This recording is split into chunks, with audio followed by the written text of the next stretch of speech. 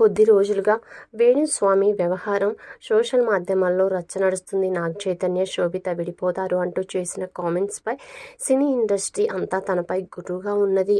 అప్పటి నుంచి తనపై వస్తున్న ఆరోపణలను కొట్టివేస్తూ వేణుస్వామి, అతని భార్య ఇద్దరూ కప్పుపుచ్చుకొని కొన్ని వీడియోస్ని పోస్ట్ చేస్తున్నారు. అయితే వేణుస్వామి బండారాలు ఒక్కొక్కటిగా బయటకొస్తున్నాయి. అయితే ఈ తరుణంలో వేణుస్వామి కొన్ని ఆరోపణలు చేశారు. జర్నలిస్ట్ మూర్తి వేణుస్వామిల మధ్య కొంతకాలంగా వివాదం నడుస్తుంది.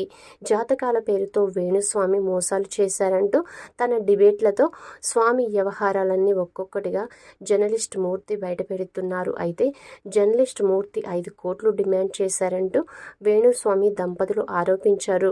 షాకింగ్ వీడియోని విడుదల చేశారు. మూర్తి 2017 నుంచి నాపై దాడి చేయడం ప్రారంభించారు. నన్ను నాశనం చేయడానికి తీవ్రమైన ప్రయత్నాలు చేశారు. వాళ్ళు అడిగిన డబ్బులు నేను ఇవ్వలేదు. గత 8 నెలల నుంచి నాపై జర్నలిస్ట్ మూర్తి ఆధ్వర్యంలో నాపై దాడులు ప్రారంభించారు. ఎంతోమంది కష్టాలను తొలగించిన నన్ను ఆత్మహత్య చేసుకునే స్థితికి నేను వెళ్ళడం జరిగింది. నా మానసిక స్థైర్యాన్ని దెబ్బతీశారు అని ఆరోపణలు చేశారు. దీనిపై జర్నలిస్ట్ మూర్తి స్పందిస్తూ ఓ వీడియో రిలీజ్ చేశారు. ఇందులో భాగంగా తాను వేణుస్వామిని 5 కోట్లు అడిగినట్లు నిరూపిస్తే దేనికైనా సిద్ధమని సవాల్ విసిరారు. నా 30 ఏళ్ల జర్నలిజంలో నేను వర్క్ చేస్తున్న కంపెనీ వాళ్ళని నా జీతభత్యాల విషయంలో నాకు అంత కావాలని అడుగుతా, కానీ బయట ఎవరి దగ్గర కాఫీ టీలు కూడా తాగలేదు.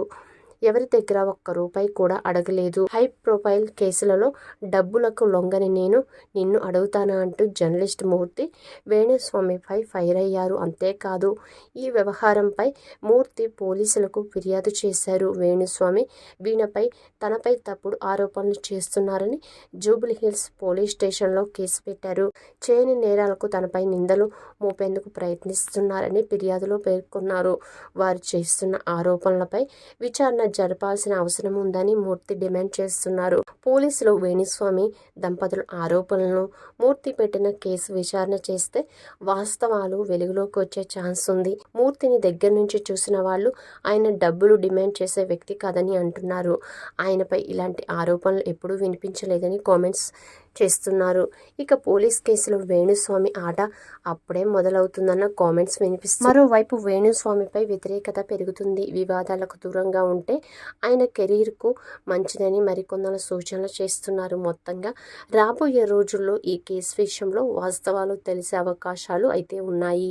అయితే వేణుస్వామి వెనక్కి తగ్గకుండా మరింత రచ్చ చేస్తే, అసలు వాస్తవాలు వెలుగులోకి వస్తే ఇబ్బందులు తప్పకపోవచ్చని కామెంట్స్ వినిపిస్తున్నాయి.